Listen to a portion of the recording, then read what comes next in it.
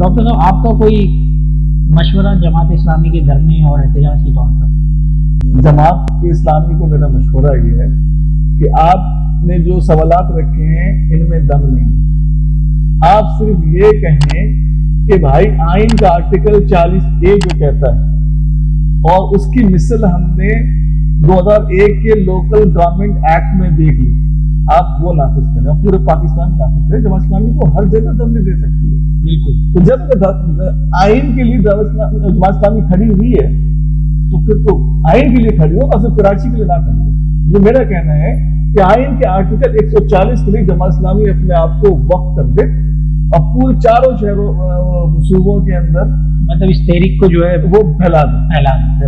ابھی صرف شارع فیصل کا کہا ہے تو ٹانگیں ہل رہی نہیں, وہ اپنی جگہ ہے, لیکن میں سمجھتا ہوں کہ یہ عوام صحیح معنی میں سمندر کے ساتھ انشاءاللہ اگر آئین کے ساتھ سنسیئر ہو. میں بھی وہی کہا, آئین کے ساتھ ہم تو کہیں بھی سنسیئر نہیں, آئین کے ساتھ کہ بھائی آئین کو نافذ کرو. اور ہم نے وہ پریکٹس 2001 میں دیکھ لی ہے. 2001 کا نظام آئین کے تحت تھا, اب وہ نافذ ہوگا. اور اچھا پھر ایک مثال دوں آپ کو بات ہے کہ کیا ہم ہر چیز ایک مثال جو سیاسی پارٹیاں ڈالتی ہیں کہ اپنے گناہ, ان کا انداز یہ ہوتا ہے کہ اپنے گناہ دوسرے کے سر ڈالو. صحیح. ہر جگہ خود لوٹ مار میں مصروف ہیں اور صرف ایک نام لیں گی. جہاں حکومت ہوتی ہے تو کہتی ہے ہم آئے تو اچھے تعلقات ہیں, اور جب حکومت چلی جاتی ہے تو کہتے ہیں کہ اسٹیبلشمنٹ ہمیں کام نہیں کرنے دیتی.